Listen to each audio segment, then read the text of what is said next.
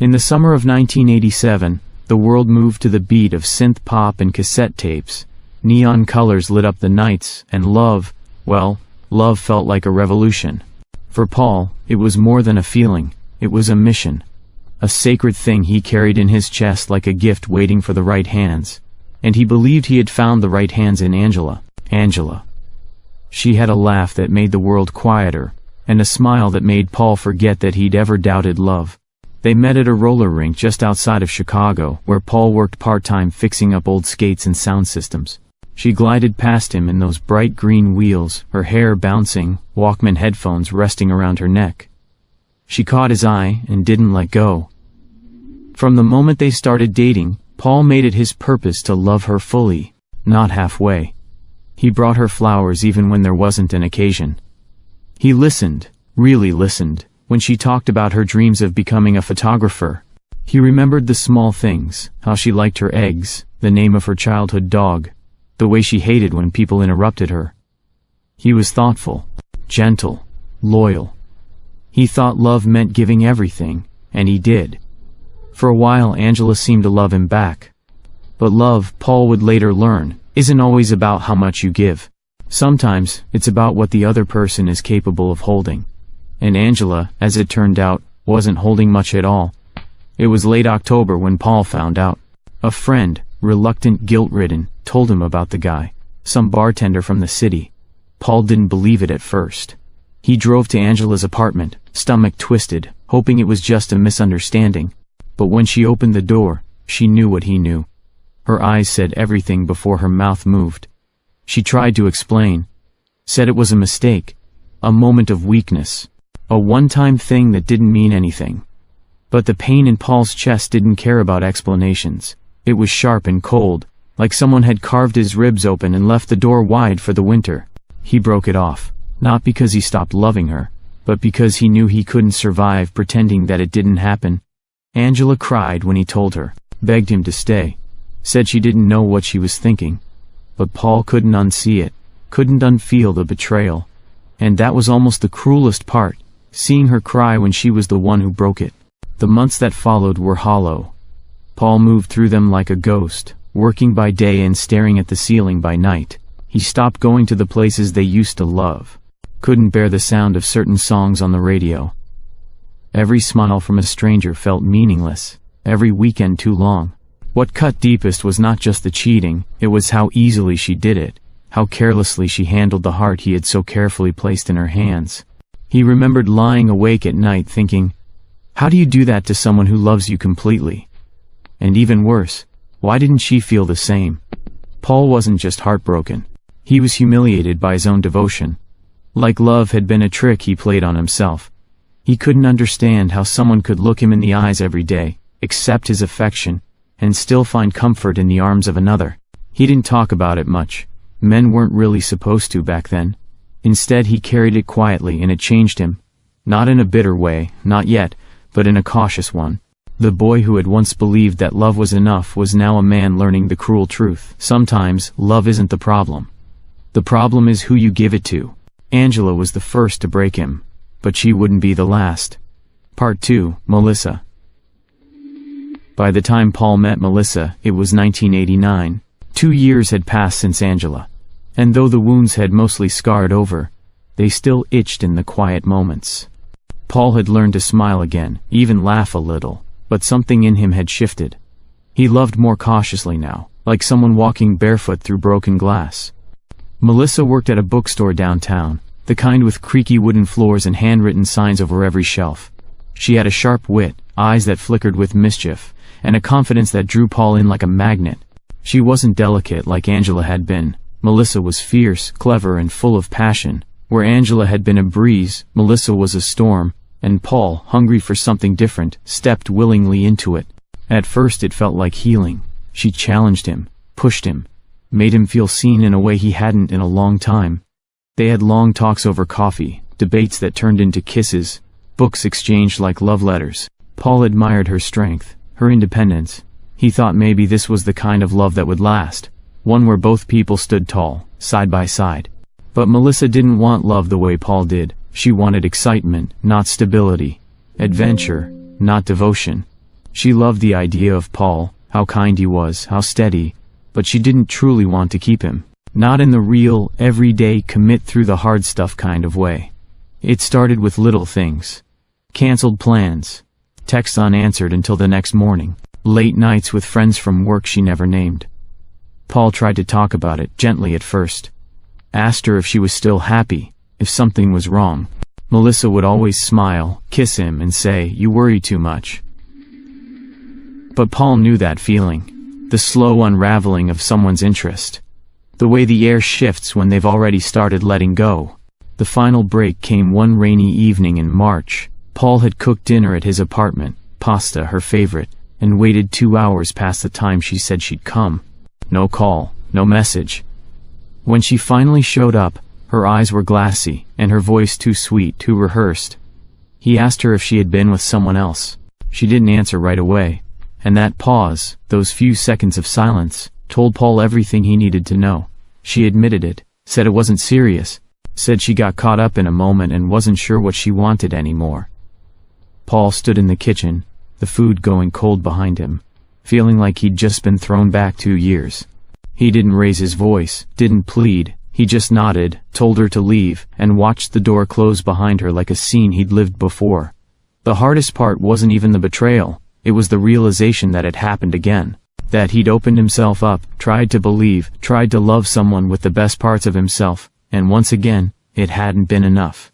For weeks after, Paul questioned everything. Was he too much, too soft, too available? He thought love meant showing up, being present, giving without holding back. But what if women didn't want that?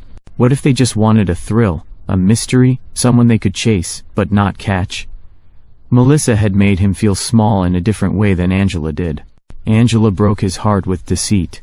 Melissa broke it with apathy, with that quiet, careless shrug that said, "You just don't matter enough to be careful with." Paul spent the next year alone. He still went to work, still smiled at people. But inside, he felt like he was locking the doors one by one. The hope was still there somewhere but buried deeper now. Wrapped in layers of doubt, he still believed in love.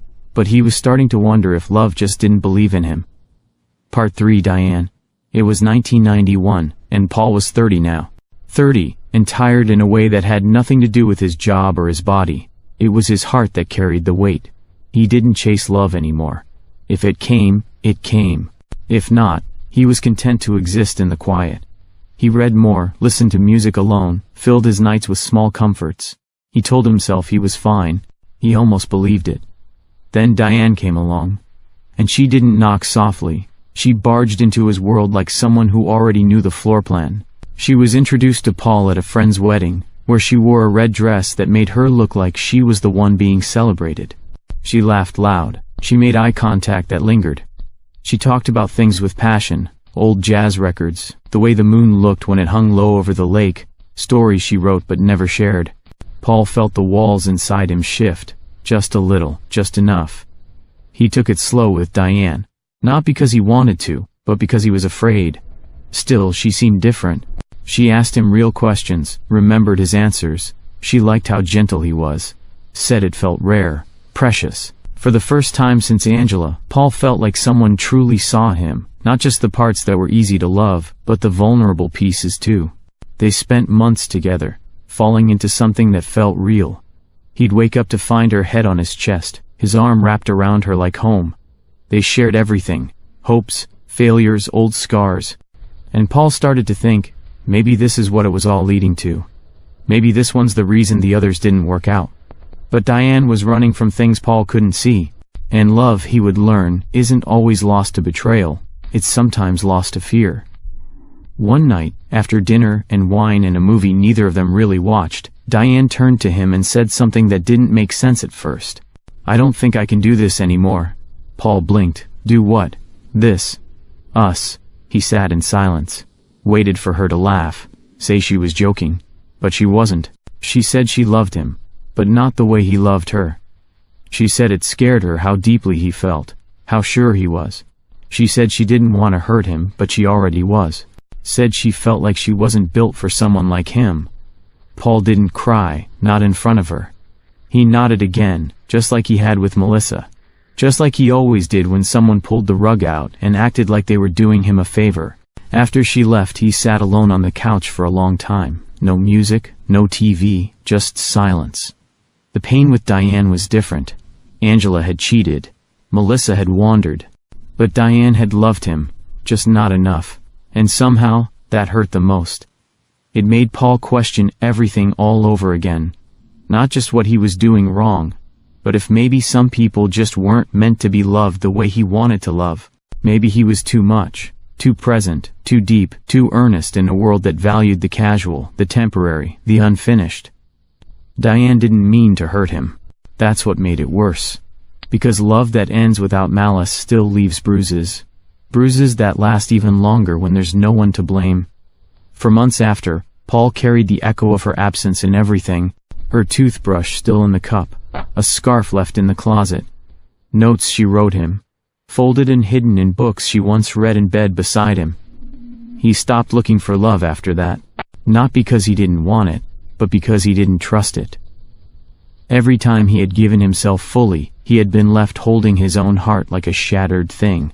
He was tired of rebuilding, tired of being the good man women only realized they wanted after they left him behind. Inside Paul's silence, Paul didn't talk much about the pain, not because he didn't feel it, but because he felt it too deeply. There was something about being a man in the late 80s and early 90s, where you were expected to carry grief like it was luggage and not let anyone see it dragging behind you. And Paul, he carried suitcases of it, polished them up, smiled past them, and made sure he never cried where someone else could see. But inside, Paul was a cathedral of memories, echoing and stained with the light of all the love he gave that wasn't returned. He often replayed moments like film reels behind his eyes, Angela laughing as she danced barefoot in his kitchen, the way Melissa used to tuck her hair behind her ear when she was trying not to cry. The soft "I believe in you" Diane whispered one night after he told her about a childhood dream he was still chasing. He didn't hold on to these things out of bitterness, he held them because they were real. They were his, they mattered, even if they ended in silence. What hurt Paul the most wasn't the betrayal. It wasn't even the leaving. It was the realness of how he had loved, and how easily that realness had been walked away from. He had loved in full sentences, with both hands open. He wrote letters no one ever read, picked flowers no one thanked him for, cooked meals with music playing and candles lit, hoping she would feel adored without him needing to say it every time. And when things fell apart, he never got angry, not really. He got quiet. That kind of quiet that fills a man up and spills over into his walk, his stare, his hands. The kind of quiet that makes people say, "You seem different," but not close enough to ask why. Paul started to believe that maybe he was built for a kind of love that didn't exist anymore. Or if it did, it lived in books and black and white films, in old songs that made his throat tighten when they came on the radio. He never stopped being kind. That wasn't something you turn off. But he did start holding pieces of himself back. He stopped showing people all the way in. He became a man of gestures instead of words, flowers instead of vulnerability, silence instead of risk. Late at night, lying in bed alone, Paul would sometimes place a hand over his chest and wonder, why does it feel like I keep giving the best parts of me to people who don't know how to hold them? He didn't want to become cold, but he was tired of being warm for people who only came close to warm their hands, and left as soon as they were no longer cold. 1994, a year of almosts. By 1994, Paul was 33. He had traded the loud heartbreak of his 20s for something quieter. There were no more midnight phone calls, or waiting by the window like a scene in some romantic drama. There was just routine now: work, the gym, Sunday coffee with his older brother, and the occasional night out that ended early. He still looked the same in many ways: clean cut, strong jawline, always in a button-up shirt, usually with the sleeves rolled up. But his eyes, they'd changed. They were softer now, heavier, like they'd seen too much and were trying to forget it. That's when Rachel happened. She wasn't like the others. Rachel was calm, level. She didn't wear red lipstick or dance in his kitchen. She read thick books and asked him what he really thought about things. Politics, faith, regret. There was something grounding about her. She wasn't looking to be swept off her feet. She wanted to walk beside someone. And for the first time in years, Paul felt steady. They dated slowly, over months, long walks, dinners cooked together. She stayed over sometimes, curled into his side like it was natural. He didn't fall fast this time. He let it unfold, piece by piece. He told himself he wasn't rushing into love, that he was older now, smarter. But even in the quiet it grew. He loved her in a different way than he loved Angela or Diane. Less fire, more depth. Less spark, more slow-burning warmth. And still, he could feel it coming, like a change in the weather. Rachel pulled away gradually, less responsive, more distracted. When he asked if something was wrong, she said, "No, just busy." But Paul had learned how to read the space between words. Eventually she told him the truth. She had reconnected with an old boyfriend. Someone who'd grown up, she said. Someone she never really got closure with. Paul just nodded. Of course. Another unfinished chapter coming back to steal her from the life they were building. Rachel cried when she left, cried into his shirt, and said he was the kindest man she'd ever known. Then why isn't that enough, he whispered, more to himself than to her. She didn't have an answer. 1996, still here. By the middle of the decade, Paul had stopped pretending love was inevitable. He wasn't bitter, just realistic. He dated here and there, but never let himself fall too far. If someone texted too late, he didn't answer. If someone said they were confused, he didn't chase. He became the man who walked away first, not out of pride but out of protection. He bought a house on the edge of town, nothing fancy but full of charm. He kept the lawn neat, put up lights at Christmas, cooked dinner for one. Sometimes he'd look at the second bedroom, still empty, and wonder if it would ever be filled, with laughter or a child, or the hum of a partner getting dressed for work in the morning. He didn't let himself dwell. But he wondered. He still wrote in his notebook. Never called it a journal, just notes, that felt safer. In it were letters he never sent. Lines like, "I don't need someone perfect, I just need someone who stays when it gets quiet." And, "If you don't know how to love someone like me, it's okay. Just don't pretend you do." He listened to records at night. Van Morrison, Tracy Chapman, Don Henley. Songs that felt like they'd been written with him in mind. Paul, 1999, One More Winter. Paul was 38. He wasn't old, but he felt it sometimes, in the way his shoulders tightened when he got out of bed, or the way his heart didn't leap the same when a new number showed up on his pager. He'd made peace with some things, that he wasn't going to be the man with a house full of children, or the guy dancing in the kitchen with someone he called baby in the middle of a storm. But there was still a small voice in him, quiet now, almost embarrassed, that whispered, "It's not over, you're still here." He had a dog now. Her name was Mags, a rescue with cloudy eyes and the gentlest soul. She followed him room to room, always close but never needy. Kind of like him. Paul had a job he didn't hate, made decent money. He wore Levi's and heavy jackets and had learned how to be comfortable in his own silence. On Friday nights he'd drive to the old diner off Route 12, the one with the jukebox, and sit with his coffee while oldies played over cheap speakers. He'd people watch, think, sometimes write. He still carried love inside him, but these days it looked more like hope tucked into realism. He didn't daydream like he used to. He didn't imagine some stranger appearing and saving him from the quiet life he had built. But he did notice things. Like the woman in line at the bookstore with the tiny crescent moon tattoo behind her ear. Or the way the barista at the corner coffee shop always remembered his name, and his order, black, 2 sugars. Or the way he still found himself setting the table for 2 sometimes without realizing it. Then came Elena. He met her at a friend's New Year's Eve party. Not some dramatic movie scene, no fireworks, no wine-soaked confessions. Just 2 people talking over a bowl of chips and bad music, finding rhythm in the ordinary. She was kind, smart, had a quick laugh and a softness that made Paul's defenses lower without him even noticing. She was divorced, worn around the edges like him, not looking for a savior, just someone real. They didn't fall in love fast. That wasn't Paul's way anymore, but he noticed how easy it was to talk to her, how she didn't ask him to perform. She didn't need the poetic gestures, though he still offered them sometimes. A handwritten note left in her coat pocket. A drive up north to see the snow-covered trees, just because. She didn't flinch when he told her about Angela, or Rachel, or the ache that still lived in the corners of him. She just nodded, as if to say, "I have my own ghosts too." He told himself not to hope. But he did, quietly.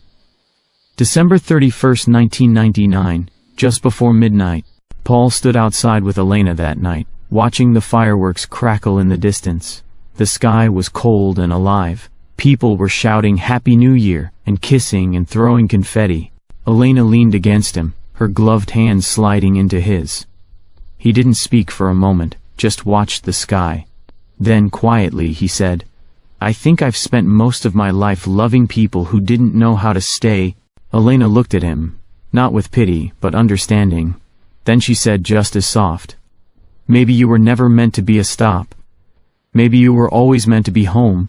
And for the first time in a long, long time, Paul let himself believe it, not because she promised forever, but because in that moment, standing under a sky cracking open with light, he didn't feel forgotten, he felt found.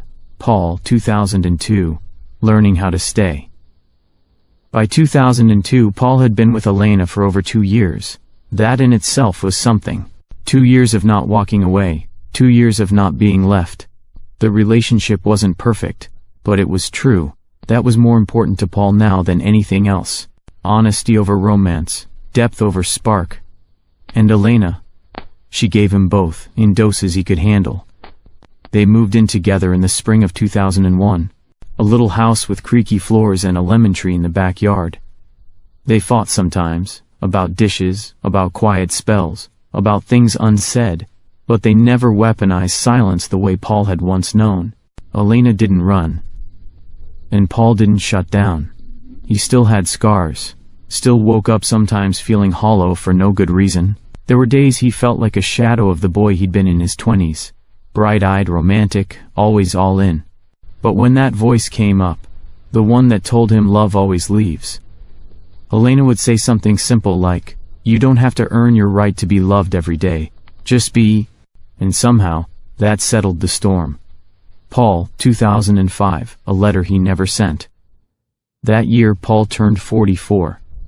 Elena surprised him with a weekend in Big Sur. They stood on the cliffs and watched the Pacific beat against the earth like a memory that refused to fade. One morning before Elena woke up, he sat outside with a cup of coffee and opened his notebook. The same kind he'd been writing in for years. He didn't write much anymore. Life was fuller now. But that morning something came up in him. He wrote a letter, not to Elena, not even really to Angela or Rachel or the others who came and went, but to himself. "Dear Paul, you did your best, even when it hurt, even when they left. Even when you felt small and unseen and like love was a room you couldn't get into. You gave your heart more times than it felt safe to do. And maybe that broke you for a while. Maybe you stopped believing you were someone worth staying for. But you were. You are. Love didn't forget you. It just needed time to find you in the right way. You're not the same man you were at 26. But maybe that's the point. Maybe love was never supposed to be fire and chaos. Maybe it was meant to be peace, with a little thunder now and then. You made it, you're still here. And finally you're not alone. Me." Paul never read that letter to anyone. He tucked it between the pages and slid the notebook into a drawer. But something softened in him after that. He laughed more easily, hugged longer, cooked breakfast on Sundays with music playing in the kitchen. Old records, the same ones from back in the day. And sometimes Elena would dance with him, barefoot, sleepy-eyed, laughing in his arms. It wasn't a Hollywood love story. It was better. It was earned.